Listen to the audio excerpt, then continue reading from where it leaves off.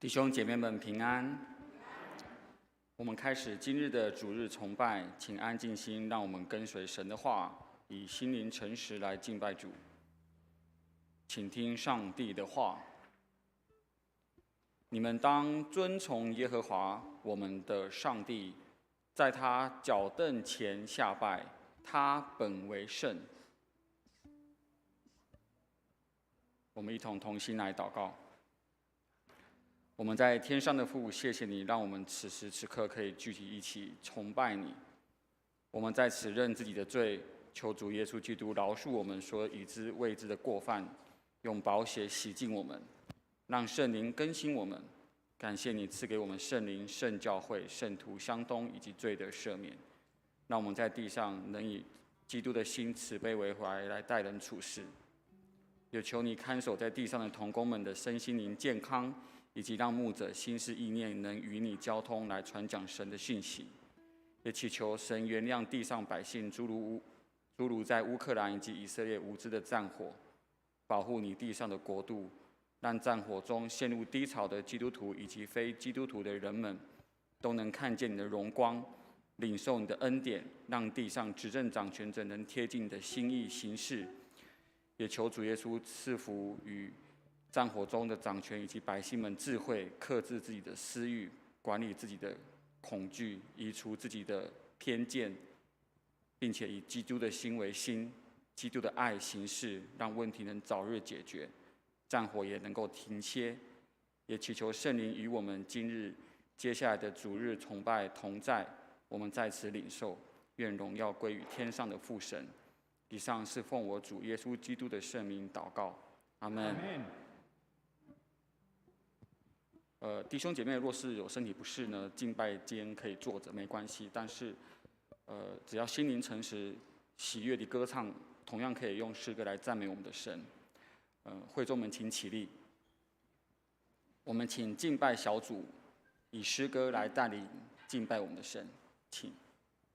各位弟兄姐妹平安，很高兴我们一同能来到圣殿中来朝见主。我们非常开心能够来唱我们这一生最美的祝福。我们向右边的朋友说，这一生最美的祝福。最美的祝福。向左边的朋友说，就是认识主耶稣。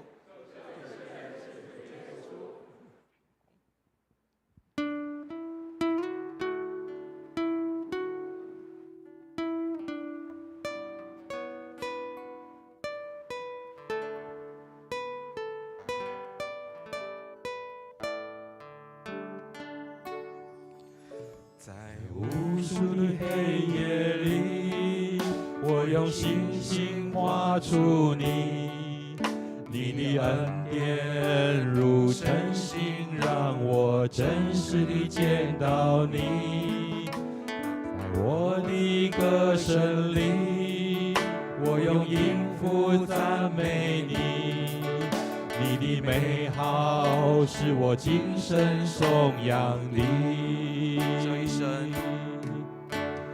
这一生最美的祝福，就是能认识主耶稣。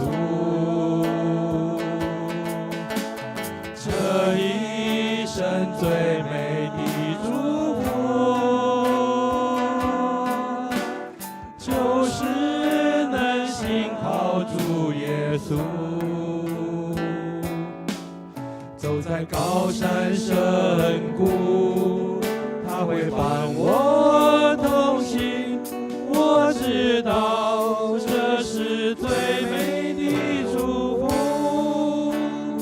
在无数的黑夜里，我用星星画出你，你的恩典如晨星，让我真实地见到你。在我的歌声里，我用音符赞美你，你的美好是我今生颂扬的。这一生最美的祝福，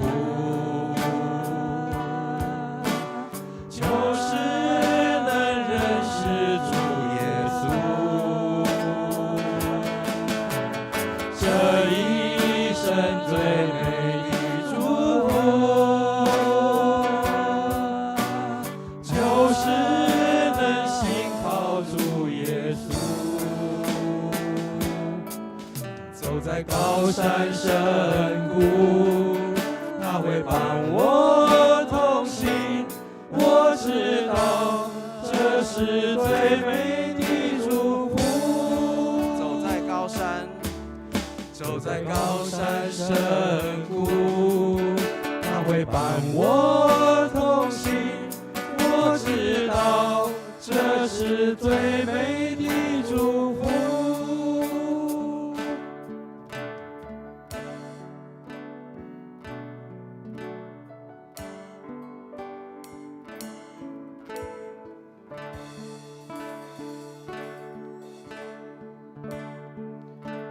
我们要时常倾听，因为主认得我们的声音，他是我们大主宰，时常陪伴我们左右。我们一起来唱。倾听，我要倾听，我要侧耳听我主声音。倾听，他在倾听，我的牧人认得我声音。你是大牧者，生命的主宰，我一生只听随主声音。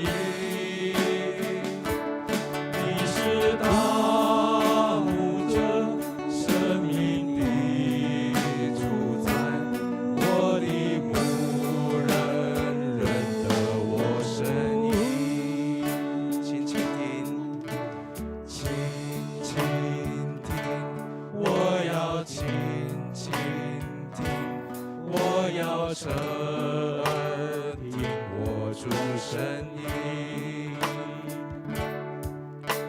倾听，他在倾听，我的牧人认得我声音。你是大牧者，你是大牧者，生命的主宰，我一生只听随主声音。你是大牧者，生命的主宰，我的牧人认得我声音。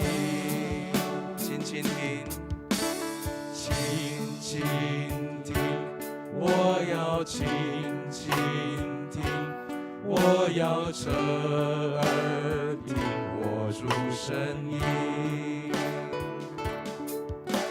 倾听，他在倾听，我的牧人认得我声音。你是大牧者，你是大牧者，生命的主宰，我一生只听随主声音。你是大牧者，生命的主宰，我的牧人认得我声音。你是大牧者，你是大牧者，生命的主宰，我一生只听随主声音。你是大牧者，生命的主宰，我的牧人认得我声音。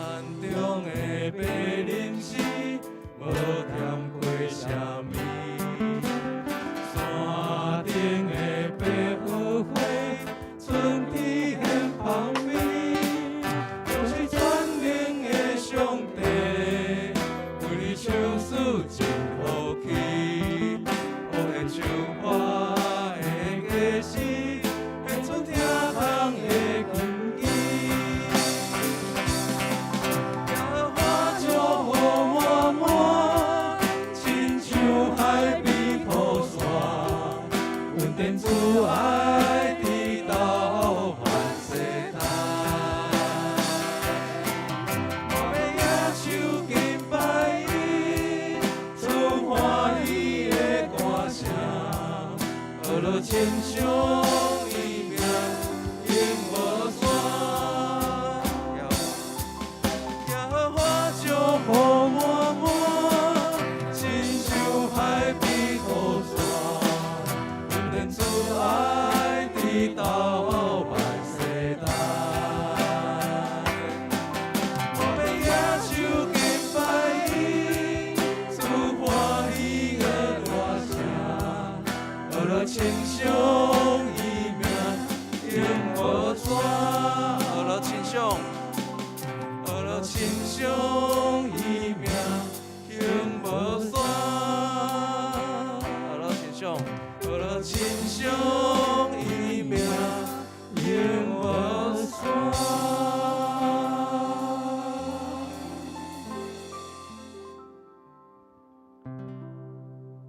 我们仍然站立，我们用使徒信经的宣告我们信仰，请信上。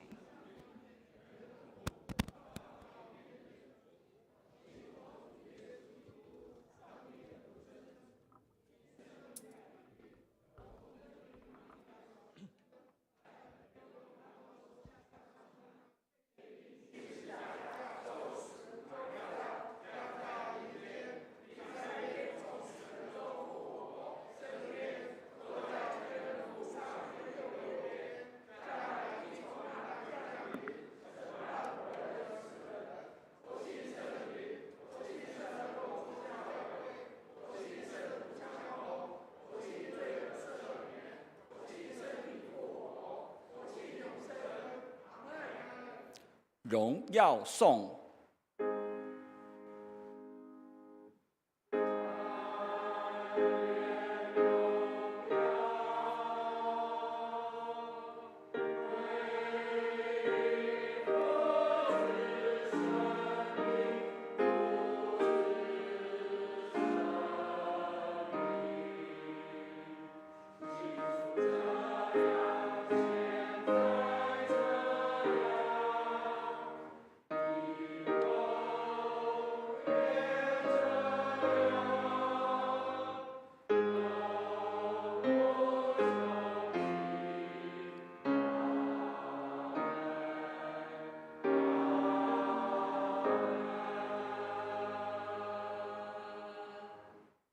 请坐。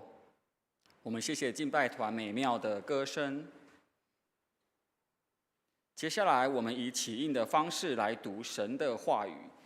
今天的起印经文在诗篇106篇1至6节，以及19至23节，与本教会旧约圣经633页。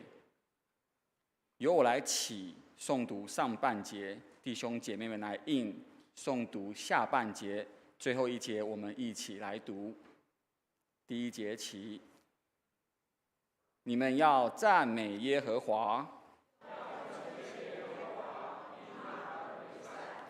他的慈爱永远长存。谁能表明他一切的美德？这人变为有福。求你也用这恩惠纪念我，开你的救恩眷顾我，乐你国民的乐。我们与我们的祖宗一同犯罪。他们在何烈山造了牛犊，如此将他们的荣耀的主忘了上帝他们的救主，在寒地行奇事，所以他说要灭绝他们。若否有他所拣选的摩西站在当中，使他的消，恐怕他就灭绝了他们。感谢主。我们一同为以下的事项来祷告：为北欧国家瑞典祷告，基督信仰能进入生活文化中，国家百姓能更认识基督信仰祷告；为台湾卫理公会北一教区祷告，东吴安树堂徐秀荣牧师为教会奉献充足，教会在当地更加得人，传道同工身心健康祷告；为台湾明年2024年总统、立委选举祷告，求神拣选适合执政及立法者，赐福台湾人民。求上帝帮助政府相关部会在产业对于能源环保及公共安全做出适切的规划、监督与落实。为世界时局动乱、战争发起的国家，求主施怜悯，特别保护无辜的百姓。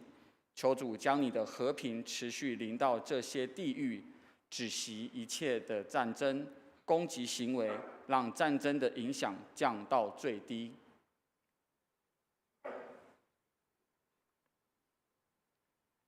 我们一起以主祷文来同声祷告，请。在天上的父，人都尊你的名为圣，愿你的国降临，愿你的旨意行在地上，如同行在天上。我们日用的饮食，今日赐给了我们，免了我们的债，如同我们免了人的债，不叫我们遇见试探，只叫我们脱离凶恶。因为国度、权柄、荣耀，直到永远。接下来，我们一起领受上帝的话语。我们请郑宝华姐妹来诵读本周经课。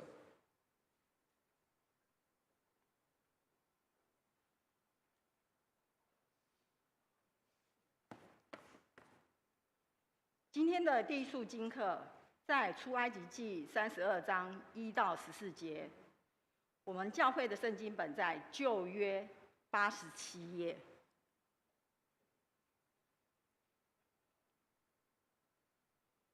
百姓见摩西迟迟不下山，就大家聚集到亚伦那里，对他说：“起来，为我们做神像，可以在我们前面引路。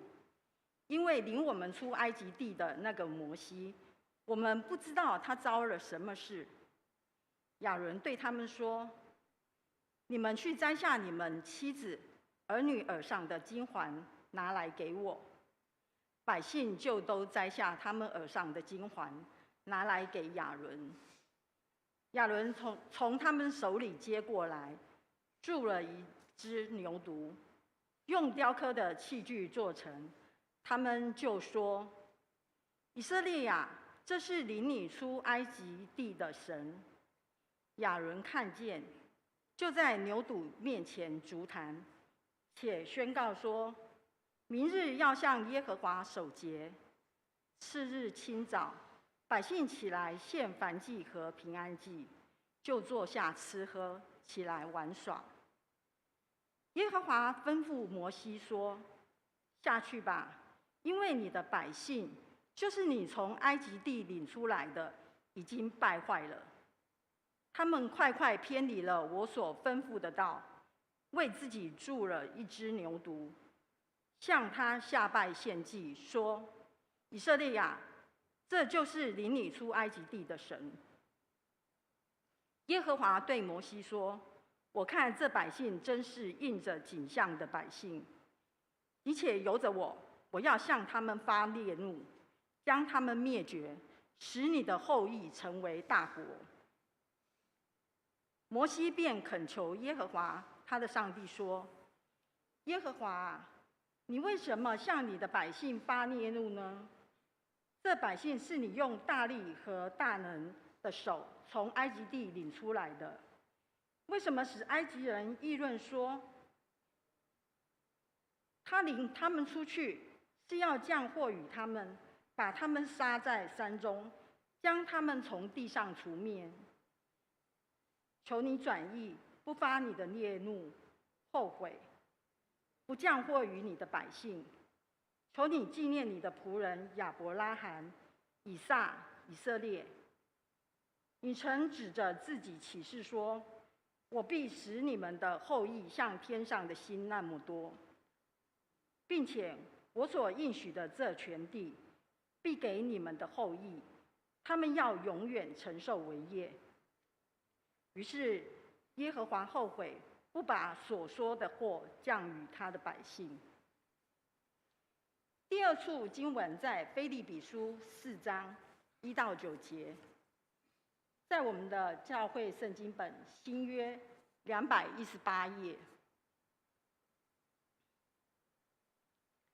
腓立比书第4章1节：我所亲爱、所想念的弟兄们，你们就是我的喜乐，我的冠冕。我亲爱的弟兄，你们应当靠主站立得稳。我劝友阿迭和寻都基要在主里同心。我也求你这真实同父一轭的帮助这2个女人，因为他们在福音上曾与我一同劳苦，还有革利免，并其余和我一同做工的，他们的名字都在生命册上。你们要靠主常常喜乐。我再说，你们要喜乐。当叫众人知道你们谦让的心，主已经尽了。应当一无挂虑，只要凡事借着祷告、祈求和感谢，将你们所要的告诉上帝。上帝所赐出人意外的平安，必在基督耶稣里保守你们的心怀意念。弟兄们，我还有未尽的话：凡是真实的、可敬的、公义的、清洁的、可爱的、有美名的，若有什么德行，若有什么称赞，这些事你们都要思念。你们在我身上所学习的、所领受的、所听见的、所看见的，这些事你们都要去行。赐平安的上帝就必与你们同在。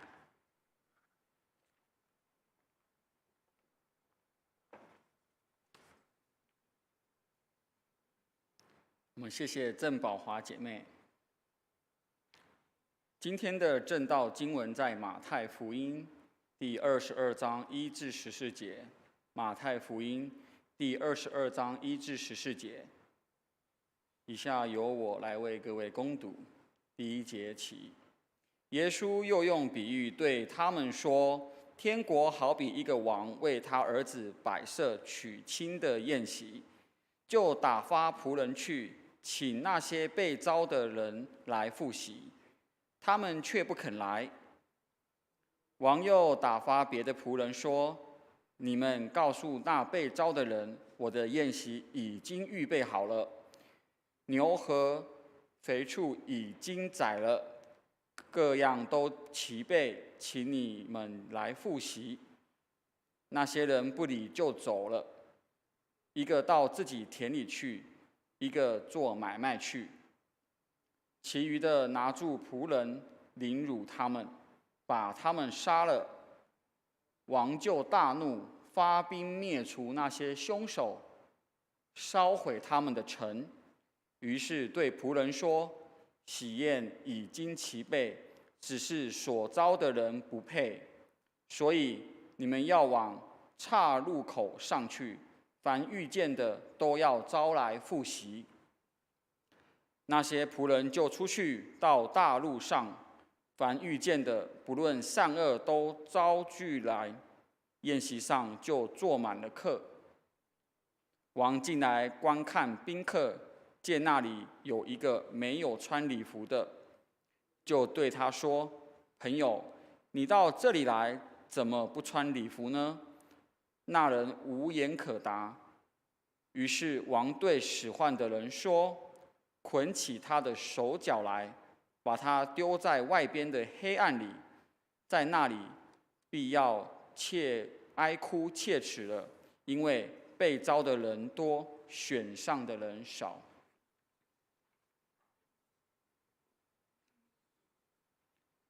接下来我们请诗班来为我们献诗。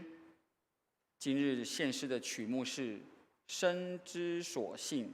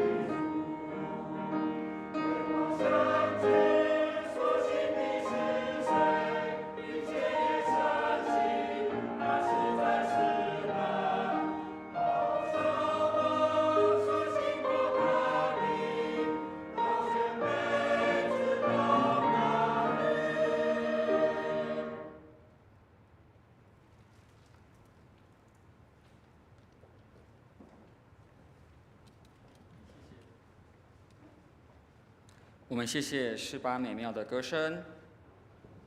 接下来，我们以下的时间交给我们的本会牧师蔡伟文蔡牧师来为我们证道，传讲神的话语。证道的主题为“请客吃饭还真难”。我们请蔡牧师。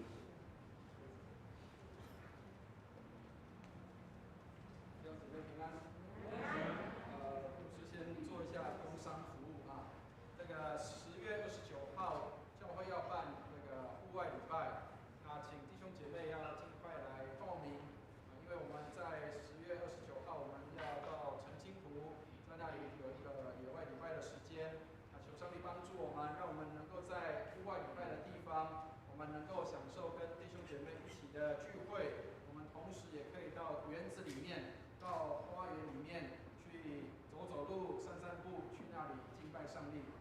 道人被创造的时候，最早会放在哪里？知道吗？放在伊甸园，对不对？所以这伊甸园。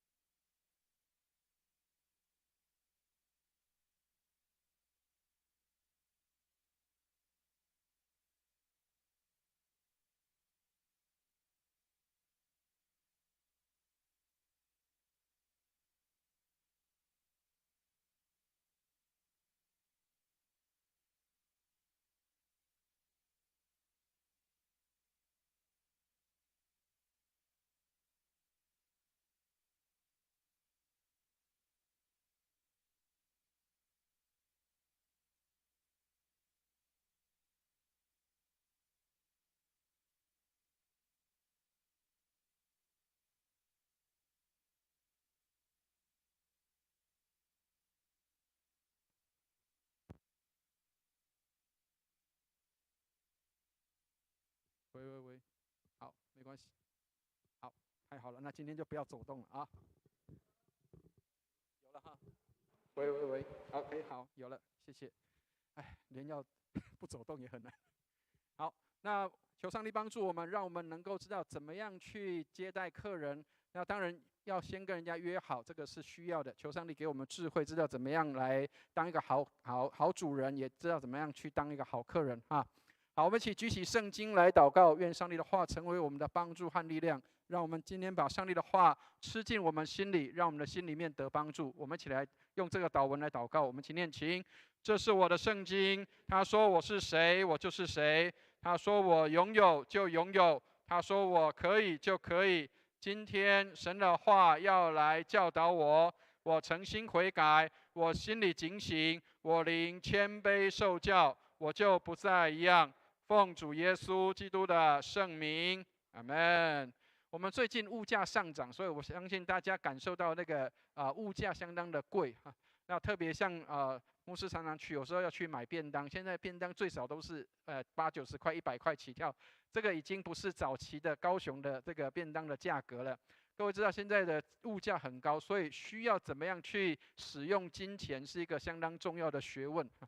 好，这个是我最近看到的一个很有趣的图片。他说什么？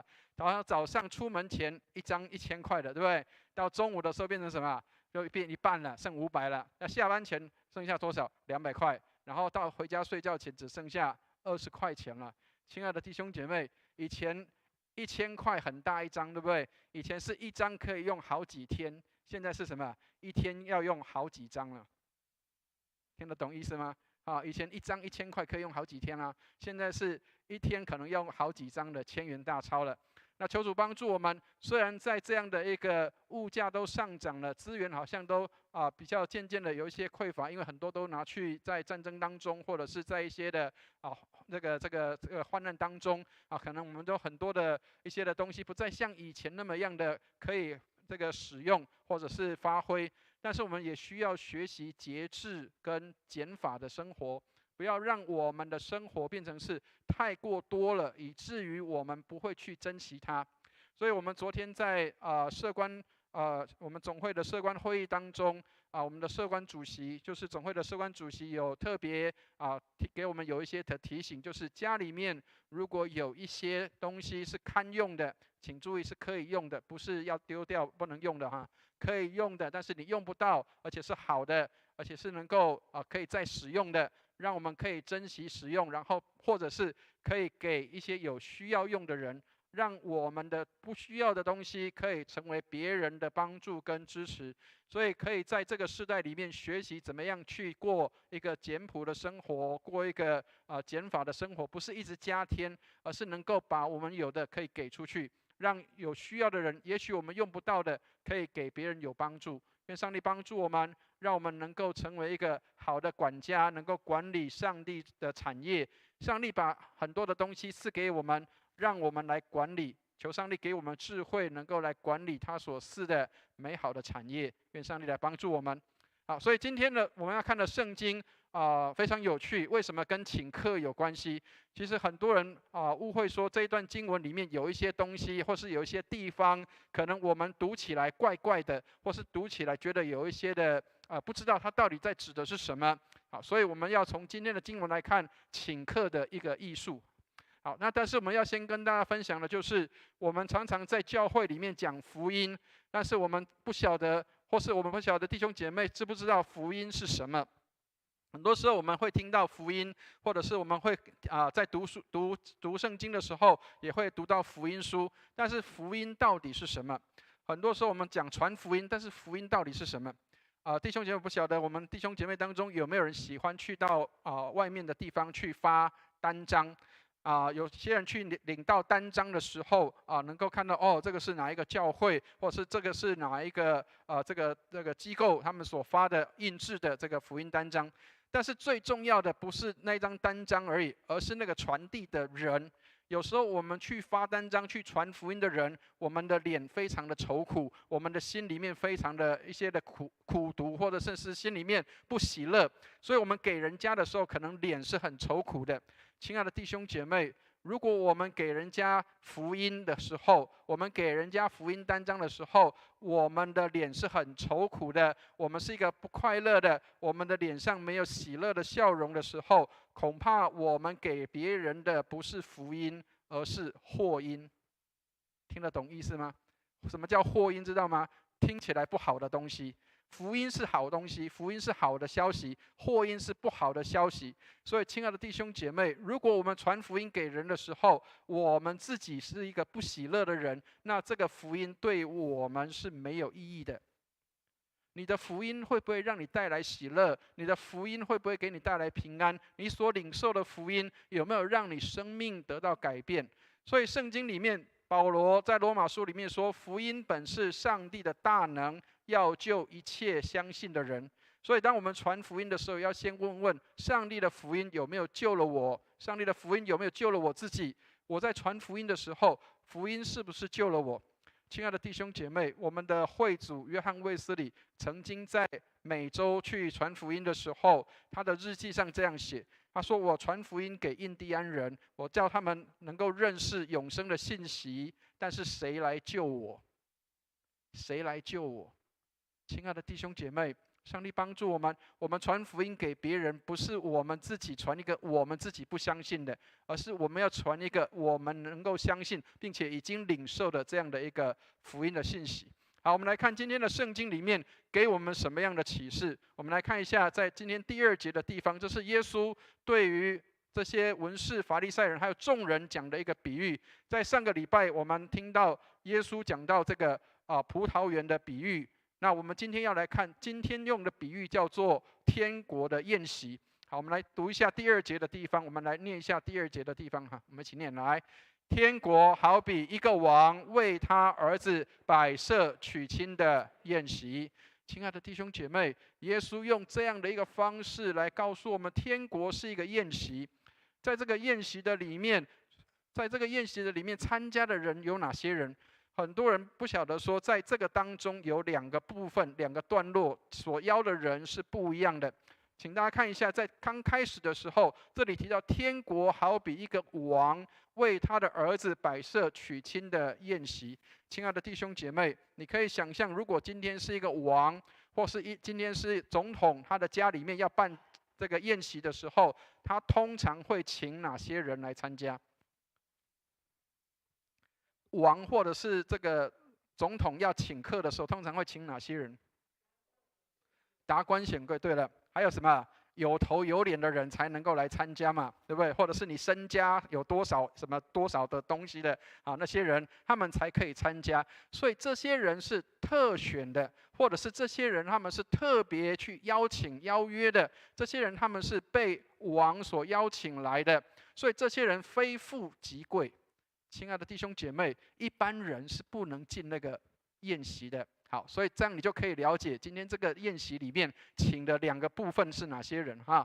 好，我们来看一下第3节的地方，这个王他请这些客人来，他还打发仆人去邀请。我们来念一下第3节的地方，我们一起念一下第3节，一起念来。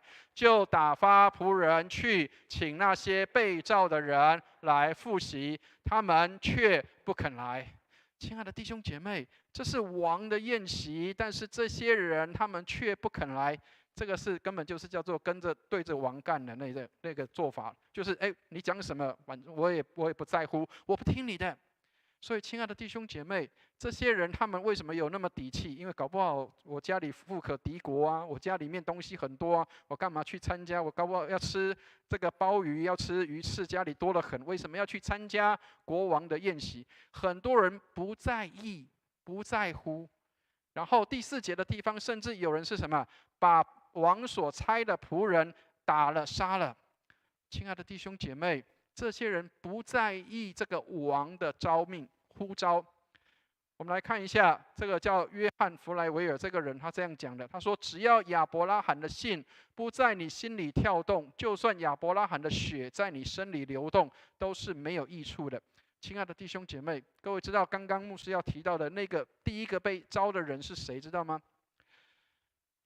以色列人、犹太人，他们是上帝的选民，所以对他们来讲，上帝的话、上帝的呼召、上帝的这样的一个恩典，最早临到他们的身上，但是他们却没有去珍惜跟爱惜这些。然而，这里更提到一些人，这些人他们是与上帝更加亲近的。在当时的文士跟法利赛人，还有这些祭司，他们是宗教上的领袖，他们应该是跟上帝更加亲近的。这些人就好像是原本被上帝提早呼召来的这些人，然而他们却对上帝的事情一点也不在意。各位如果看圣经里面，这里有很有趣的比喻，他说有的人什么呀，回到田里面去，然后有的人去做什么？有的人他是去做生意去了，他们没有去在乎上帝的宴席。亲爱的弟兄姐妹，今天我们信主信很久的人，我们说我们在上帝的爱里面被上帝接纳包围的这样的弟兄姐妹，我们信主很久的人，我们是不是还仍然珍惜上帝给我们的这个美好的宴席？我们是不是还是能够珍惜上帝给我们的这个美好的这样的一个恩典，让我们可以领受在心里面？还是我们当作不在意、不在乎，当作没有关系？这一些人，他们是最早领受上帝的恩典的人，但是却是没有去珍惜的人。好，所以我们来看一下第5节的地方。我们刚刚提到这些人去做什么？第5节，我们一起来念一下第5节，一起念来。那些人不理就走了，一个到自己田里去，一个去做买卖。亲爱的弟兄姐妹，一个到田里去做什么？去做他的工作。今天主日来到了，我还是做我自己的。今天主日来到了，我还是去做我的生意。我没有把上帝的事情，没有把上帝的话当作重要的。亲爱的弟兄姐妹，我们会不会忙于自己的事情，或是忙于自己要做的事情，然后把上帝的事给撇在一边了？我们以前信主的时候会觉得，上帝的恩典好棒，好好，我要领受上帝的话。但是后来越来越离开越远，为什么？因为我忙于自己的事业，我忙于自己的工作，我忙于自己的买卖，我没有时间来亲近上帝。亲爱的弟兄姐妹，上帝帮助我们，这些被上帝选召的人，他们却离上帝很远；这些原本被选召的人，他们却是没有看重上帝的话，当作不要紧。另外那些人是把仆人，这个王的仆人给杀了。我们来看一下第7节的地方。第7节，我们一起来念一下第7节，一起念来。王就大怒，发兵除灭那些凶手，烧灭他们的城。亲爱的弟兄姐妹，人非有信，不能得上帝的喜悦。我们即使是来到上帝的殿中，但是我们心里面没有真正的相信，我们只是来做一场礼拜，那么不是真的叫做有信心的人。这些人，他们这里提到说，王就大怒。为什么大怒？因为这些人他们轻忽上帝的仆人所给他们的召命，招呼他们要去参加王的宴席，所以王就大怒，甚至他们把王的仆人给杀了，所以王就大怒，发兵除灭那些凶手。各位知道最近以巴战争所以各位知道为什么他们这个两个互相打来打去，然后都你给我几颗飞弹，我就还你几颗飞弹，知道那个用意在什么地方？知道吗？各位知道旧约圣经里面有一个律例叫什么？以眼还眼，以牙还牙。所以你丢几颗飞弹给我，我就还几颗飞弹给你。所以亲爱的弟兄姐妹，以色列人跟巴勒斯坦人，他们其实有共同的祖先，那个祖先就是我刚刚提到的亚伯拉罕。亚伯拉罕是他们共同的祖先，但是兄弟之间打得最凶，自己的家人打得最凶。为什么？因为不在乎。不接受对方的一个这个我们不能说不在乎不接受，因为双方都不接受对方，没有人认为说对方是应该存在，总认为那个应该是我单独占有的。亲爱的弟兄姐妹，上帝帮助我们，这些人当他们去杀掉王的仆人的时候，王就发怒，并且除灭这些的凶手，因为他们不配来领受这个王的宴席，他们没有看重王的宴席，甚至把王所派的仆人给干掉了。亲爱的弟兄姐妹，我们会不会有时候把上帝的提醒给干掉了，把上帝给我们的话给干掉了？我们没有认真的去听上帝的话。各位知道圣经里面说什么？不要消灭圣灵的感动。有时候我们常常把圣灵的感动给消灭掉。没关系啦，今天不去没有关系下次再去，然后下次又说上次都不去了，这次不去也没关系。所以我们一直在消灭圣灵的感动。亲爱的弟兄姐妹，你有没有看重上帝的话？有没有听到上帝的话，听到上帝的声音的时候，就说我愿意来调整跟改变？这些人他们领受福音，但是他们不愿意改变，他们不愿意接受，所以他们要承担的罪是何等的大。我们看到在圣经里面提到说，这个王就除灭这些的凶手。所以亲爱的弟兄姐妹，如果我们领受了上帝的恩典跟福音的时候，然后我们不看重，我们不去看为重要的时候，我们就是等于在轻忽上帝的恩典，轻忽上帝给我们的机会。亲爱的弟兄姐妹，上帝帮助我们，信主越久的人，应当是越珍惜、越爱慕上帝、越渴慕上帝、越希望来亲近上帝的。好，所以这些人不行的时候怎么办？我们来看一下第二批的人是这个王要邀请的。第8节，我们来看一下第8节，一起来念一下第8节，一起念来。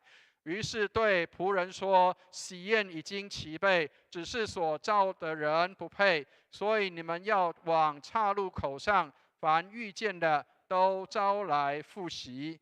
亲爱的弟兄姐妹，第一批人他们不要，所以上帝把机会给第二批的人，让第二批的人，这些人他们可以能够来到王的宴席里面。但是要请大家注意到，这一次王要呼召的是谁？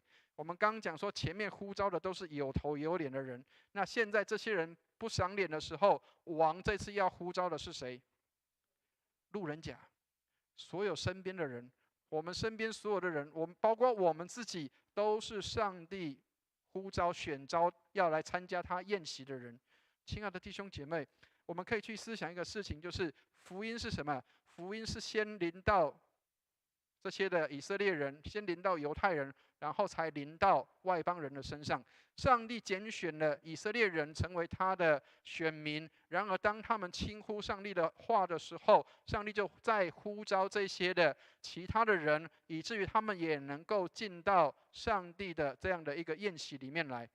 所以这些以色列人，这些的犹太人，当他们不愿意接受的时候，上帝呼召我们这些不是以色列人、不是犹太人的这一批人，我们也能够来领受上帝的恩典。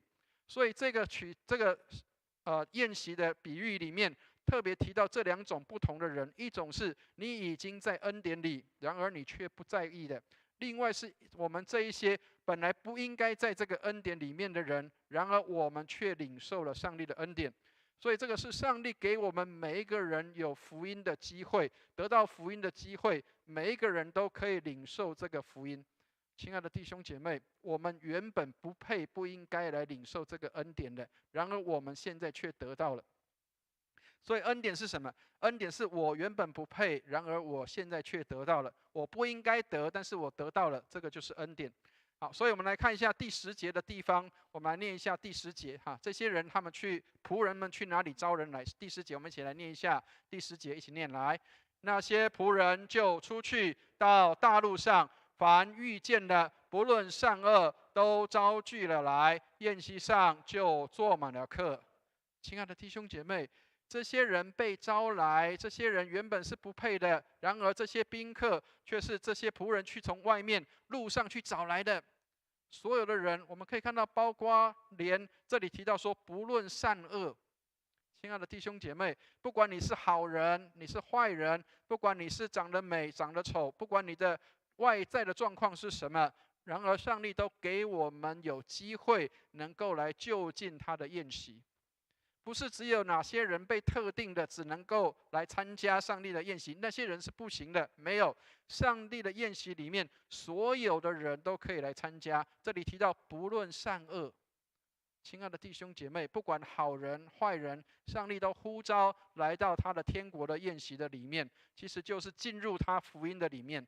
亲爱的弟兄姐妹，上帝帮助我们，福音本是上帝的大能，要救一切相信的人。愿意相信的人，他就有机会能够进入到神的国的里面。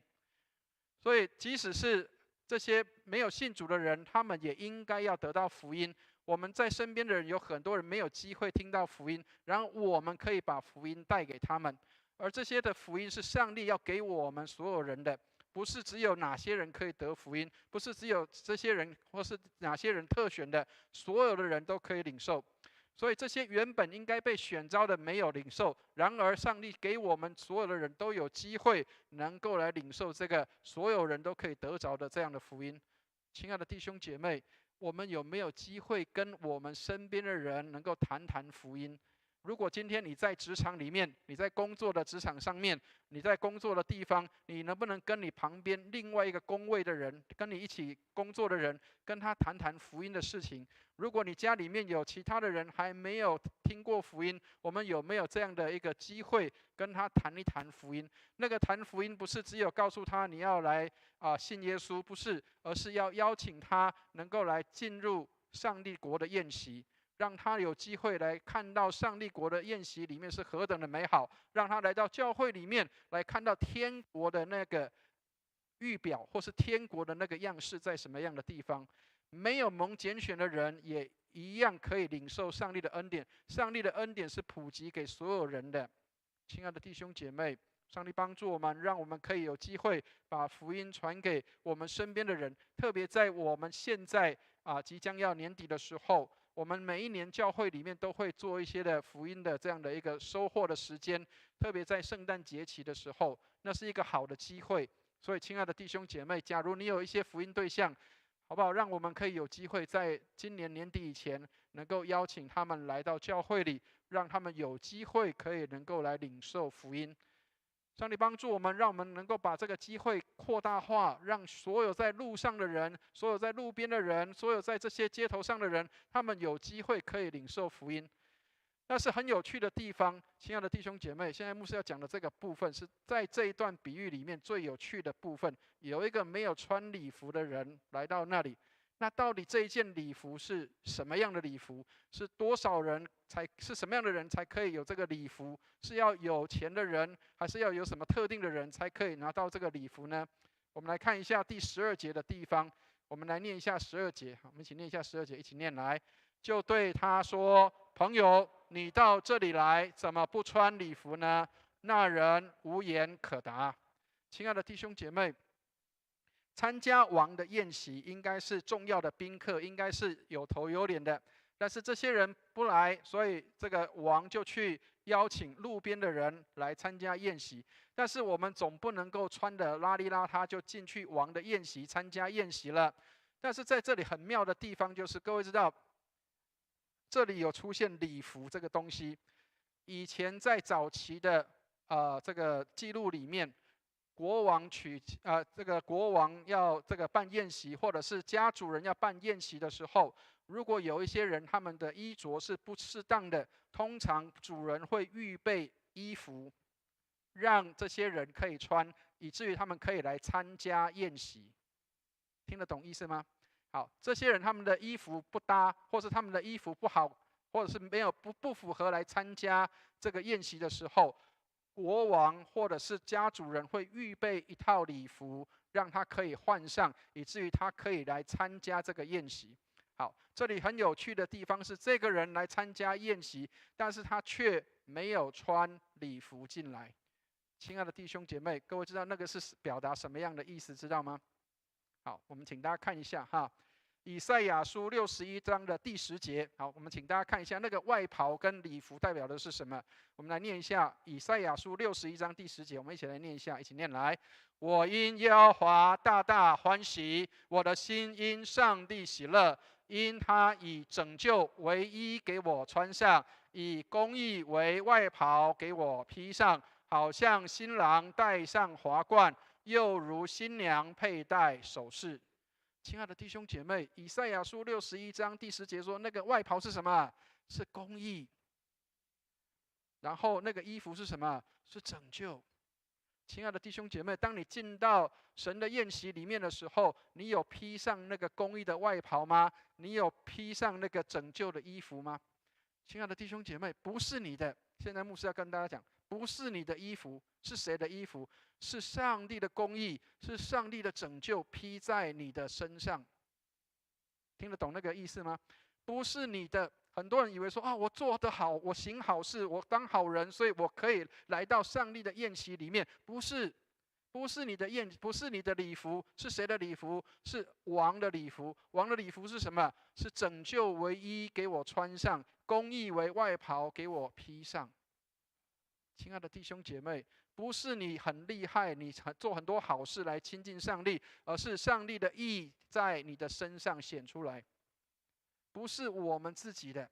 亲爱的弟兄姐妹，很多人以为说这里提到的那个礼服好像是我们要做什么，不是的，是你是不是领受了上帝的救恩，那个公义的外袍有没有穿在你的身上？当你信耶稣的时候，你有没有穿上那个公义的外袍，以至于遮盖你里面的那个不配或是不能够来参加宴席的那个旧衣服？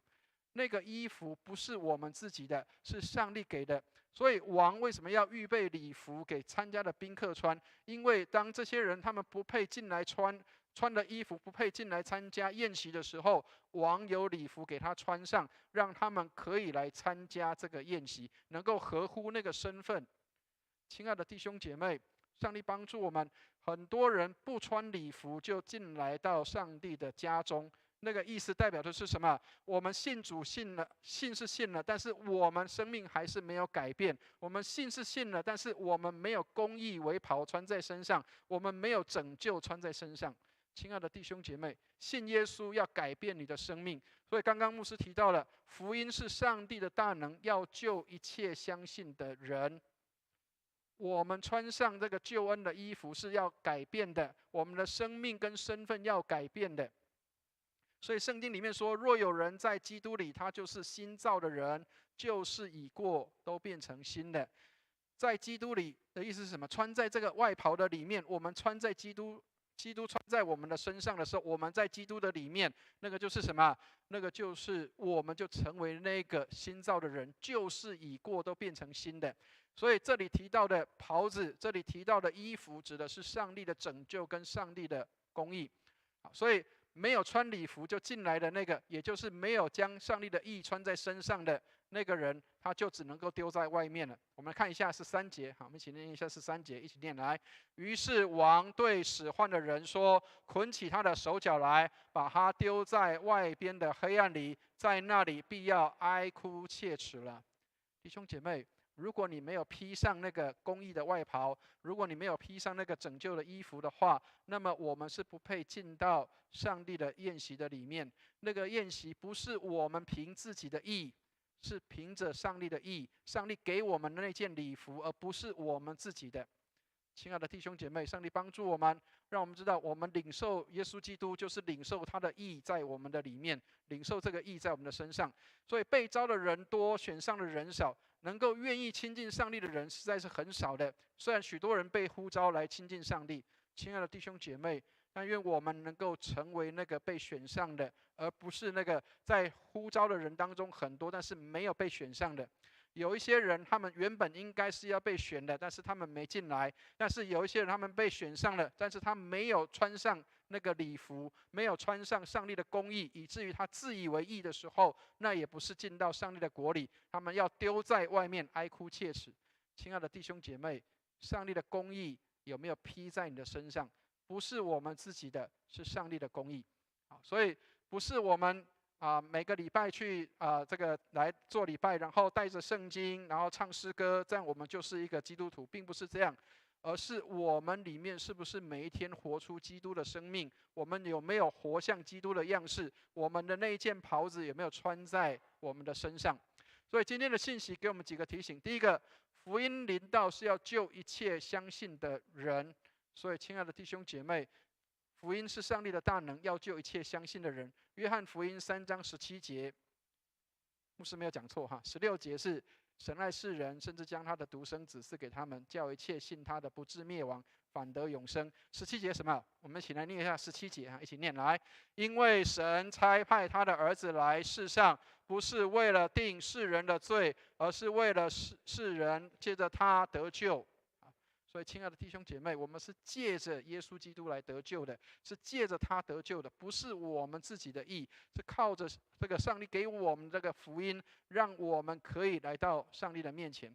所以，耶稣要改变人的生命，福音进到你的生命里面的时候，有没有改变了你的生命？还是我仍然跟过去一样？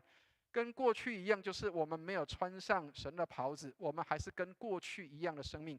所以耶稣改变我们的生命，让我们可以穿上公义的外袍。耶稣改变我们的生命，让我们以拯救衣为穿上，来就近到主的面前。所以福音不是只有进上帝国的方式，福音是什么？福音是上帝国的生活的方式。在上帝国里面，就是这个方式，就是用福音来过生活。亲爱的弟兄姐妹，上帝帮助我们，让我们知道，不管我们信主多久，我们都需要上帝的福音在我们的里面。好，那有趣了，谁需要？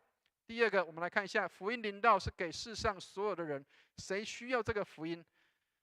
我觉得这个图相当的好，给我们提醒。他说，不是只有妓女或是外遇者，不是只有吸毒的或是同性恋的，也包括染上色瘾的牧师，也包括未曾真正重生的基督徒，包括自以为义的资深的教徒。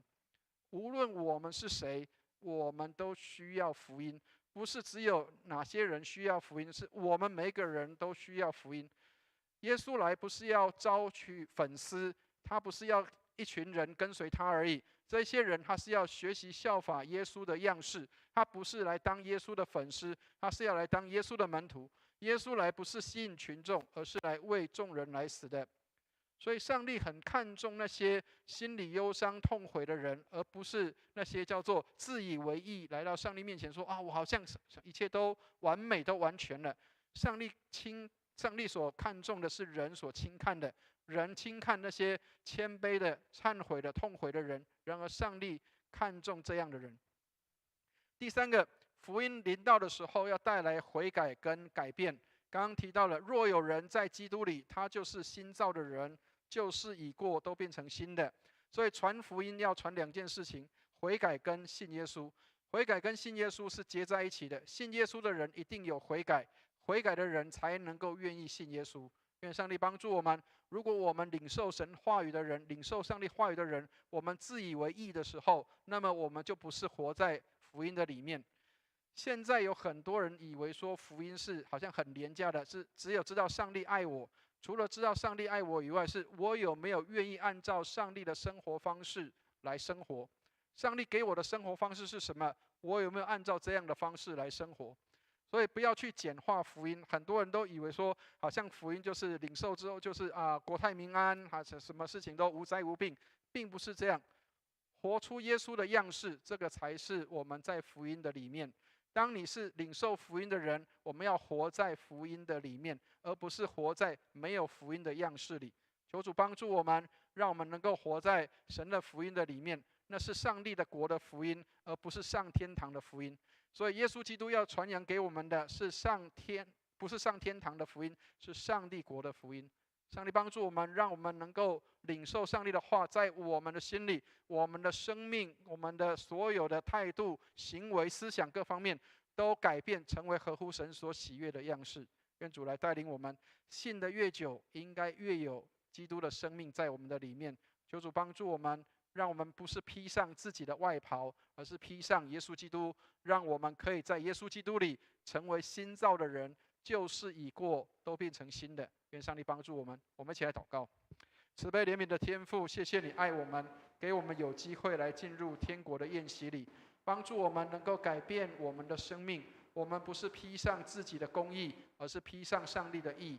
愿你帮助我们，让我们不是以自己当作我们可以救自己的，而是上帝拯救我们，让我们的生命改变，从此不再一样。谢谢你带领我们，让我们信主越久的人也越学习更爱你，让我们信主尚浅的人，我们也能够爱主更深。愿你施恩来看顾坚固我们的信心，靠你而得的喜乐是我们的力量。感谢你垂听我们的祷告，愿荣耀归给主，奉耶稣基督的圣名，阿们。我们谢谢蔡牧师，他教导了我们，上帝摆设的宴席是没有分别的，要重视，自己也要穿上上帝赐给我们的公义的礼服去赴宴，才配得恩典，并且能够活出耶稣的样式来。我们谢谢牧师用神的话语坚固我们、激励我们、造就我们。接下来我们以诗歌来回应上帝对我们的爱。会众们请起立，我们来唱《心灵良诗选》368首。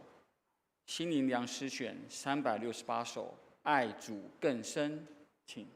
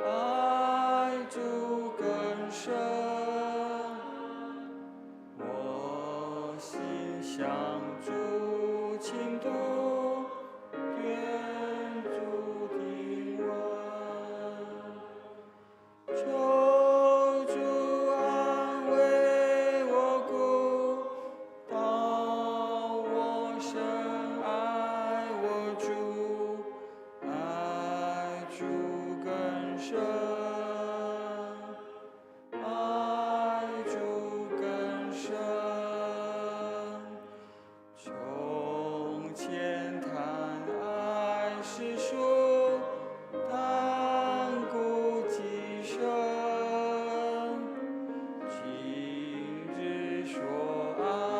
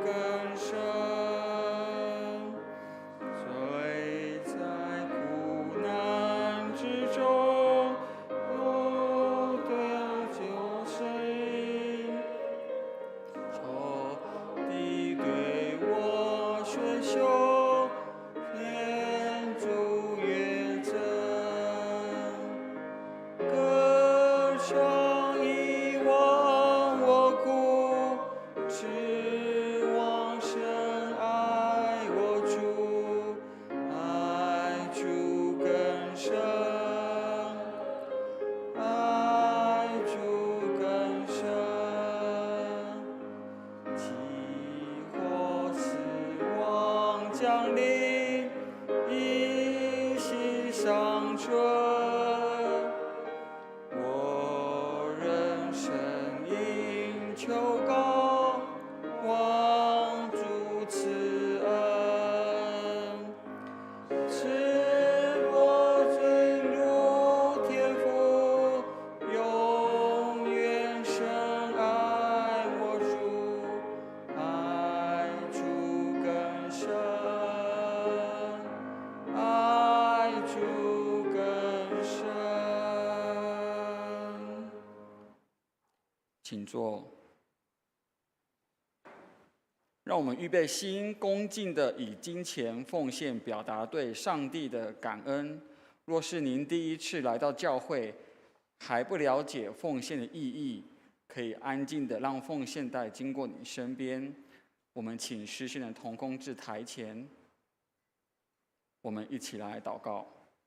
亲爱的天父，我们衷心的感谢你，因为我们所拥有的一切都是从你而来的。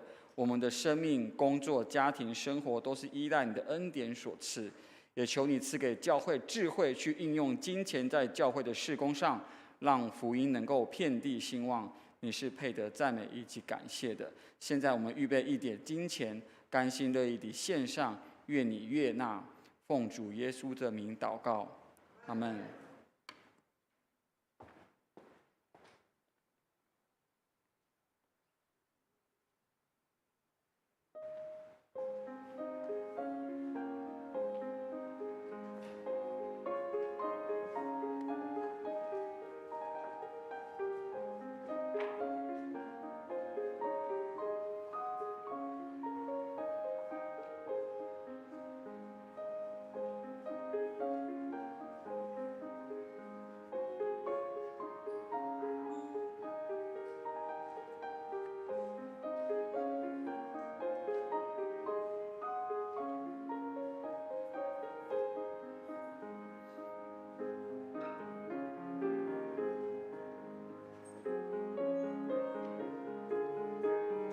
我们一起起立唱《向主呈献歌》。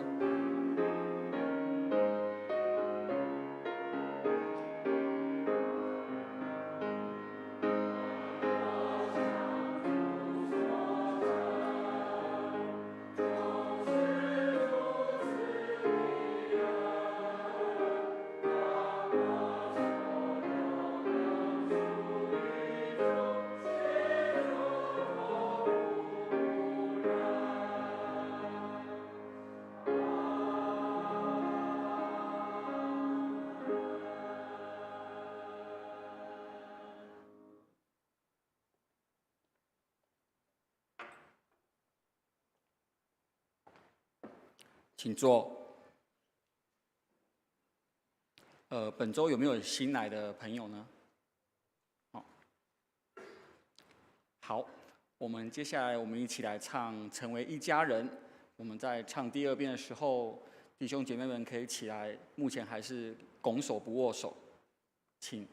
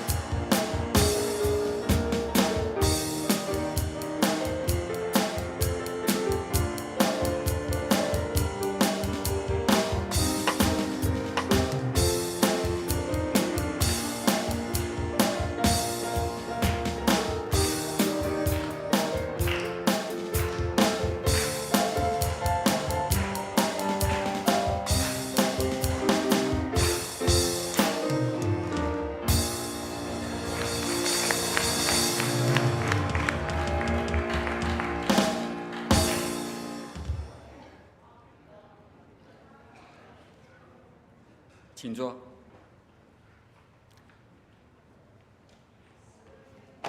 我们一起来关心教会的事工。我们可以来看周报有关教会消息以及代祷事项，也请下周的服事同工们能够预备心准备。首先呢，我们先进来报告，本周的主日崇拜结束后的成人主日学的诗班赏析课程就在3楼的原地进行，还有本周主日的12点40分结束后，在205教室将召开小组长的会议，请小组长留步参加。还有2024年上任的执事名单已经公布于公布栏，也可以去看，以及为我们的执事献上感恩。还有牧师刚刚有提及的，我们在月底的10月29号是户外礼拜，因为今天已经是最后一天报名了，那集合时间是8点45分，可以向小组长以及办公室来报名。那本堂呢，将于11月5号星期天下午1点半召开记忆会，请本堂事工回顾及各样事工成效进行和未来发展线上祷告。国际的读经会于10月14号上午9点至12点在本堂举办旧约由中活动，请34位学员参与课程，以及第2堂10月21日的预备顺利祷告。10月份的执事会议记录及9月份的收支表已经张贴于公布栏，可以前往关心。教会的致富学院本学期共开设16班，请为本期的53位新生学员祷告，愿他们的学习快乐，接触福音，恩典够用。卫理神学院延伸班本学期开设加拉太书课程，师资是刘清前牧师，也为学员们上课的关心代祷。教会复兴的守望邀请弟兄姐妹实体参加礼拜4晚上7点半的查经祷告会，也为相关的事项同工祷告。礼拜6 11月11号的礼拜6，我们的嘉庆弟兄以及秀文姐妹婚宴登记表已经登记于布告栏上，大家可以去为新人献上祝福，愿上帝所配的佳偶能够同心偕老，也可以前往登记。教会的1楼以及5楼的冰箱茶水近期将调整，所以存放在食物里面的会友们，请标记好姓名，让那个教会的冰箱能够方便大家去使用，因为这个只是暂存的，并没有保管。那还有关教会我们会众们的肢体消息，可以参阅周报，为肢体不适的弟兄们代祷。牧师是否要补充呢？好，弟兄姐妹，牧师这边稍微做一点补充哈。我们延续刚刚提到的那个29号的那个野外礼拜，我们在在澄清湖那边办野外礼拜，所以我们教会那一天当天我们这边是没有举行崇拜的所以尽量弟兄姐妹多能够去参加这个在澄清湖的户外礼拜所以请大家能够尽快来报名。那因为我们要安排车辆，所以请弟兄姐妹能够尽快。那假设不想要骑车或开车进去的话那边停车恐怕也不是很方便停车或开车的话，就请大家能够一起来搭这个公车，可以客运可以一起进去。那假设如果你是户籍是设在高雄，那当然就 OK， 那没问题。如果是像我是户籍在台南的话，那么我就要缴80块的入门票所以这个部分也请大家要记得，就是如果你的户籍不是在高雄的话，入这个园子是要就是要缴这个80块的入门票的所以请大家要注意这个时间上，还有这个经费上的安排。好，那另外11月11号，我们真的要有宴席在我们的当中了哈，有这个婚姻的这个婚礼的举行跟宴席啊，所以婚礼是早上10点钟，那宴席的话就是12点在这个餐厅里面啊，所以你可以参加早上的仪式，这个婚姻的仪式，也可以参加这个中午的这个婚宴，或者2个都可以一起参加哈，或是各选1个都可以啊。所以因为怕大家会误会，好像是这个填上去是来只是来参加的啊，不是，它是婚宴跟这个仪式是分开举行的。那假设如果你愿意参加婚宴的话，可以在那个布告栏上面登记。那如果你没有要参加婚宴，要参加这个仪式的，我们就是早上10点钟啊，欢迎大家都可以来参加这个婚礼啊，这个一起来看我们今年的这个嘉庆跟秀文他们的一个美好的一个结合，这样的一个婚姻。每一次婚礼或是婚姻的这样的一个仪式，都代表着我们在 rehearsal 或是在就是排演天上的基督跟教会的连结啊，所以让我们可以透过这个婚礼，让我们也可以来思想教会跟基督的连结啊，所以邀请弟兄姐妹能够来参加我们的这个嘉庆跟秀文的婚礼。那我们在年底也即将要到了，我们在年底的时候教会有安排这个圣诞晚会，还有圣诞主日，所以弟兄姐妹，如果你有新朋友要邀请，我们都欢迎弟兄姐妹能够邀请新朋友来参加，但是不是只有来参加晚会，是我们现在就开始邀请让他们可以能够尽快的有机会能够来得听福音。那我们自己也要成为一个新造的人，能够有基督的这个公义披在我们身上，我们好来邀请人参加宴席所以求上帝帮助，让我们可以能够邀请人来参加天国的宴席求上帝的带领。那明年我们的教会的方向跟目标要定在建立家庭祭坛，所以请弟兄姐妹我们预备心，让我们明年给自己有一个设定，就是明年我们可以在自己家里面有这样的一个敬拜上帝的时间，家庭礼拜，或者是家里面有一起敬拜上帝的时候我跟师母我们已经在每天要睡觉前，我们晚上都会有一起祷告，已经将近有2年的时间了。那我们每天都是有一起这个为彼此来祷告的，为彼此来代祷的时间。那我们期待我们弟兄姐妹也可以开始养成这样的美好的这个家人的分享时刻，彼此代求，互相祷告，然后让我们可以在家里面建立家庭的祭坛。愿上帝来帮助我们。好，以上，谢谢。我们谢谢牧师。会众们请起立，我们唱3-1颂。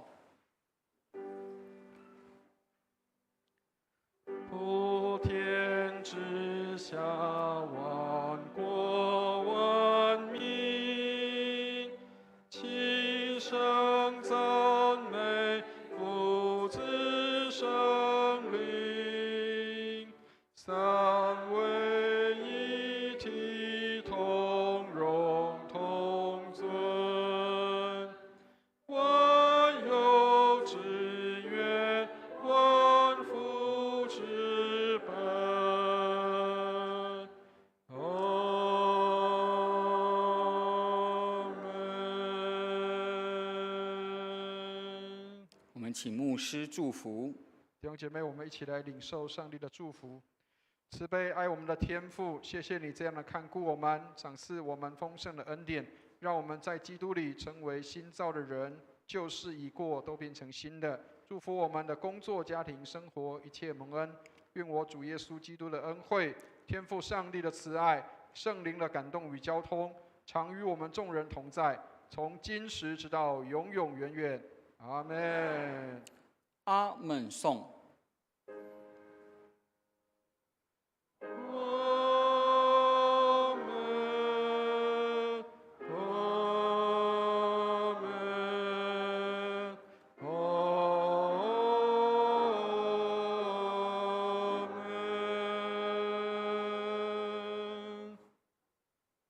请坐。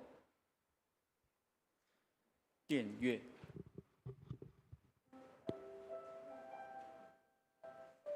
请订阅中默祷，为我们今日的报告事项以及肢体消息来祈祷。若你心里忧伤、身体病痛或特别需要祝福的会众，可以到前来，由牧师亲自为你祷告。到此结束，上帝爱你，上帝也祝福你们。